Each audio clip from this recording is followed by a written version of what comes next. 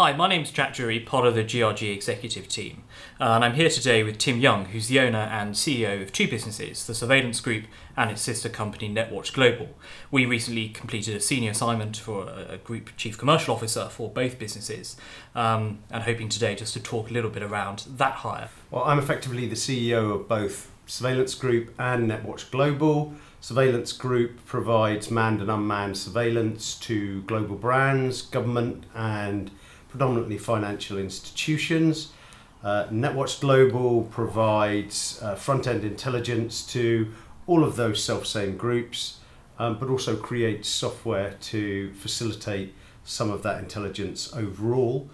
Both businesses had scaled really quite rapidly, particularly in the last 3 to 4 years, and we found ourselves in a position where myself as CEO and my COO were spending far too much of our time out on the road, effectively acting as a sales force. So I think, as I remember receiving the brief, Tim, this was a pair of businesses who wanted to do sales and marketing better, and essentially a key hire was going to be part of that. How do you remember setting the brief for us? The brief was quite an awkward one, just because we were a little bit concerned that you wouldn't understand our business.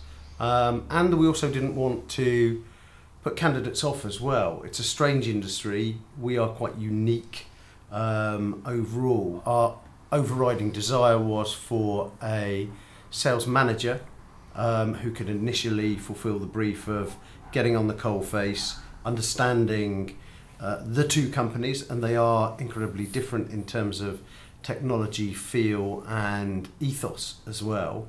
And then around that grow an actual team. What you actually delivered was 70% of the candidates who came forward would very much have met that brief.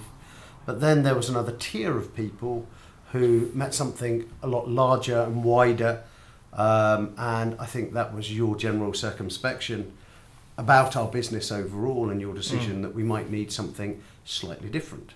Well, I think one of the things that we've got a lot of experience with and see many times is that particularly owner-run SMEs as yours is, there's this sense that the business has grown organically, and it's through a natural process that it's got to where it is today.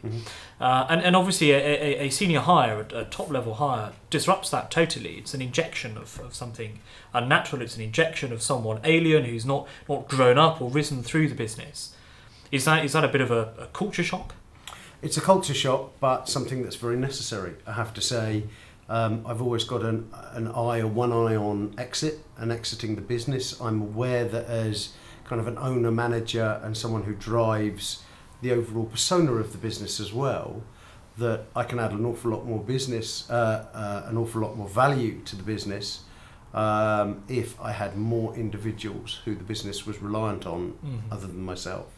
And again, I came to you, that wasn't my expectation of what I'd be receiving, but it was very much what you delivered. Now, there's always a risk element to making any hire, but particularly one of this seniority. How confident were you when you made the call at the end of the process that you'd seen everything you needed to see and were in the best position to make the right call?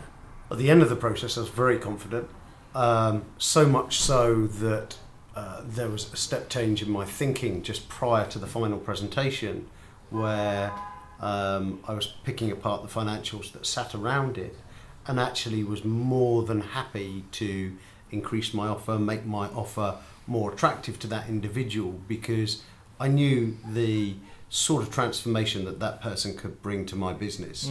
And I think I had very few doubts as to whether I would see a rapid ROI if I was successful in securing that candidate.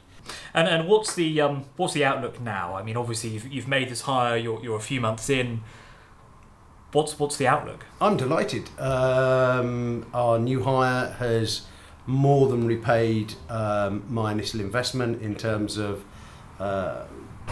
realigning our brand, looking at our overall marketing, and then starting to build the type of sales pipeline that I had very high expectations with. I'm already thinking about setting in another tier of management underneath him. He's been so successful.